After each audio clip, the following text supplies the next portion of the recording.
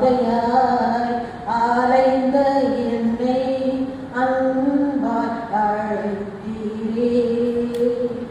ஆதரவின்றி தவித்த என்னை அழைத்து மகிழ்ந்தீரே. தங்கள் மீட்பருமாகிவிட்டாரே, உங்களுடைய வாயின் வார்த்தைகளும் இருதயத்தின் ஞானமும் உங்களுடைய சமூகத்தில் பிரதியாய் இருக்கிறார் சுவாமி. ஆமென். 4ஆம் திருமொழியாகிய இந்த திருமொழி அனைவருக்குமே ஒரு புதுமையானதாக இருக்கிறது. அங்கு அவர் பேசும் பொழுதும் அவர் எந்த மொழியில் பேசுகிறார் என்று அந்த வல்லுநர்களால் கணிக்க முடியவில்லை. ஏன்னா அனைத்து மொழிகளையும் அவர் அனைத்து அந்த எபிரேய மொழியிலே பேசியிருக்கிறார். ஆனால் ஏழி ஏழி லாமா சபக்தானி என்று மிகுந்த சத்தமாய் கூப்பிட்டார். அதற்கு என் தேவனே ஏன் என்னை கைவிட்டீர் என்ற அர்த்தமாம் என்று நம்ம தமிழில் குறிக்கப்பட்டுள்ளது. மத்தேயு 27:46 மார்க்கு 15:34 இந்த வசனம் காணப்படுகிறது. தனிமை வெறுமை இந்த வார்த்தையை நீங்கள் யோசிக்கும் பொழுது, இயேசுநாதர் ஒரு பக்தியுள்ள யூத குடும்பத்தில் பிறந்தார். பரிசுத்தாவியால் பிறந்தாலும் அவர் ஒரு யூத குடும்பத்தில் ஜென்மித்தார் என்று நாம் அறிகிறோம். இவர் நன்கு அந்த யூத சாஸ்திரங்களை கற்று தேர்ந்தார். இளம் வயதிலேயே அவர் பெற்றோர் அவருக்கு அந்த திருமறையில் பழைய ஏற்பாட்டு பகுதிகளை அழகாக எடுத்து காண்பித்தார்கள். அதனால் அவருக்கு சங்கீதம் பலவும் அவருக்கு நன்றாக தெரியும் என்று வேத வல்லுநர்கள் கூறுகிறார்கள். இப்படி அவர் கூறும் பொழுதுதான் இந்த மாதிரி ஒரு சிலுவை அவர் தொங்கும் பொழுது அவருக்கு அந்த 22ஆம் சங்கீதம் ஞாபகத்துக்கு வந்திருக்கிறது. அங்கு தாவீது தன்னுடைய துன்பங்களை நினைத்து என் தேவனே ஏன் என்னை கைவிட்டீர் என்று சங்கீதம் 22:1 கூறினார். அதே வார்த்தை தான் இவர் இங்கே யூஸ் பண்ணார். அவர் 22ஆம் சங்கீதத்திற்கு அந்த அதே வார்த்தை அவருக்கு ஞாபகத்தில் வந்து அதே மொழியை தான் அவர் வேறு மொழியில் பேசியுள்ளார். ஏலி ஏலி லாமா சபக்தானி, என் தேவனே ஏன் என்னை கைவிட்டீர். சங்கீதம் 22:1 இப்பொழுது உங்களுக்கும் அனைவருக்கும் நன்றாக மனப்பாடமாகியிருக்கும். ஒரே வார்த்தை. அவர் தாவீது தனக்கு ஏற்பட்ட துன்பங்களின் நிமித்தம் இந்த வார்த்தைகளை அந்த சங்கீத புத்தகத்தில் எழுதியிருக்கிறார். 22ஆம் சங்கீதத்திற்கு சாமுவேல் தெரியும் என்ற ஒரு வேதவர்கள் கைவிடப்பட்ட நிலையிலிருந்து நிறைவு நிலைக்கு வரும் ஒரு சங்கீதம் என்று குறிப்பிட்டுள்ளார். ஜார்ஜ் எஃப் ரைட் என்பவர் ஏகாந்தமான இளைப்பாறுதலை கண்டது என்ற தலைப்பையும் கொடுக்கிறார். விசுவாசிகள் ஆகிய நாம ஒவ்வொருவருடைய வாழ்க்கையிலும் இப்படிப்பட்ட சூழ்நிலைகள் பல ஏற்படும். நமக்கு தனிமை வரும், வெறுமை வரும், நமக்கு முற்றிலும் கைவிடப்பட்ட ஒரு நிலைமை வரும். அப்படிப்பட்ட பிள்ளைகள் நாம் எப்படி நடந்து கொள்கிறோம் என்பதுதான் ஒரு முக்கியம்.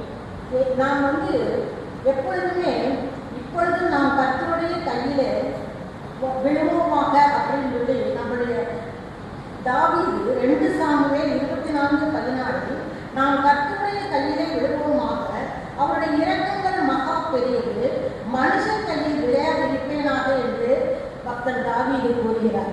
அதாவது நமக்கு ஏதாவது துன்பங்கள், துயரங்கள், தொல்லைகள், கஷ்டங்கள், இன்னல்கள் ஏற்படும் பொழுது நாம் உறவுகளுக்கோ நட்புகள்டையோ அல்லது நமக்கு தெரிந்தவர்கள்ட்டோ சொல்லி ஒரு பிரயோஜனமும் வராது. நாம் எப்படி இருக்க வேண்டும்? யார் கையில் விட வேண்டும்? ஆண்டவராகிய இயேசு கிறிஸ்துவின் கையில் விட வேண்டும். அப்பொழுதுதான் அவர் நம்முடைய கேள்விகளுக்கு பதில் தருவார். நாம் விசுவாசத்தோடு அதை ஊன்றுகோலாக பயன்படுத்தி அந்த விசுவாசத்தோடு நாம் அதை கேட்டோம்னால் நமக்கு நிச்சயம் கிடைக்கும். இதுதான் நாம் தனிமையில் இருக்கும் போது செய்ய வேண்டிய இது. நீங்கள் யாரை தேடினாலும் அவர்களிடத்தில் நாம் ஒரு நேரம் கேட்க வேண்டும். அவர்கள் கொடுக்கும் நேரத்தில் தான் நாம் போய் பேச முடியும். ஆனால் இயேசு கிறிஸ்துவை நீங்கள் பேசுவதற்கு எந்த நேரமும் நீங்கள் பயன்படுத்தலாம். போகும் பொழுது, வரும் பொழுது, வீட்டில் தனிமையாக இருக்கும் பொழுது, எல்லா நேரத்திலும் அவரோடு நீங்கள் பேசி மகிழலாம். உங்களுடைய வாழ்க்கையில் ஏற்படும் எல்லா பிரச்சனையும் அவரும் வைத்துவிடும். அவரோடு கைகோர்த்து நின்று நிச்சயம் உங்கள் கைகளை பலப்படுத்துவார், திடப்படுத்துவார். இந்த சிலுவையில் நம்மை ஒவ்வொருவராக அவருக்குள்ளான பலவீனத்தை, வெறுமையை, தனிமையை அதற்காகத்தான் அவர் அனுபவித்தார். நம்முடைய தனிமையை போக்க, நம்முடைய வெறுமையை போக்க, நம்மளுடைய பாவங்களை போக்கத்தான் அவர் அந்த சிலுவையில் அத்தனை பாவங்களை ஏற்றுக்கொண்டு தனக்கு ரத்தம் சிந்தி அந்த பாடுபட்ட சூழ்நிலையில் இப்படி ஒரு வார்த்தையை கூறி அப்படி என்றால் அவருக்கு எவ்வளவு துன்பங்கள் இருந்திருக்கும் அந்த நேரத்தை என்று பாருங்கள். அதை வைத்து தான் நாம் நினைக்கிறோம் நம்முடைய துன்பங்களுக்காகவும் கஷ்டங்களுக்காகவும் தொல்லைகளுக்காகவும் அவர் நம்ம செய்த பாவங்களுக்கெல்லாம் அவர் தன்னுடைய பாடுகளை நிமித்தம் அதற்கு சுதந்திரம் வாங்கி தருகிறார்.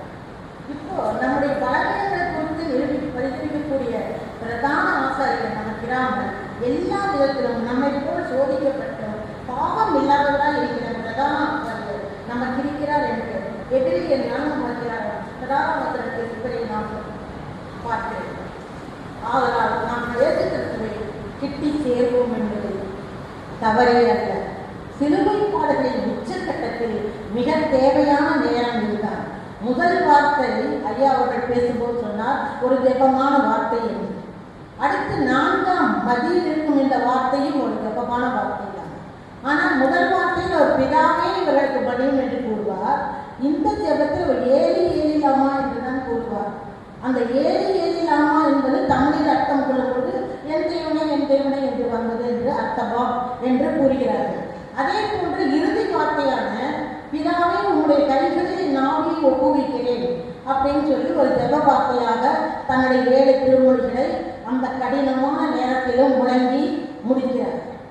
இப்போ இவருடைய சீடர்கள் இவரை கைவிட்டார்கள். அந்த நேரத்தில் அவரது ஜனங்கள், யூத ஜனங்கள் அவருடைய சொந்தமே தான் அவரை சிறையில் அடைத்து அவரை வாரினால் அடித்து துன்பப்படுத்தி அவருக்கு தண்ணீர் கேட்டபொழுது காடியை கொடுத்தது எல்லாம் அவருடைய ஜனங்கள் தான். ஆனால் அவருடைய ஜனங்களாலும் அவருக்கு ஒரு நிம்மதி இல்லை. தான் தெரிந்தெடுக்கப்பட்ட அந்த 12 சீடர்களில் ஒருவர் தான் அந்த யூதாஸ்காரியோட் அவரை காட்டி கொடுத்து இந்த நிலைமைக்கு கொண்டு வந்தார், ஆளாக்கியது. அதனால் அவருக்காலும் சீடர்களினாலும் அவருக்கு ஒரு நிம்மதி கிடையாது.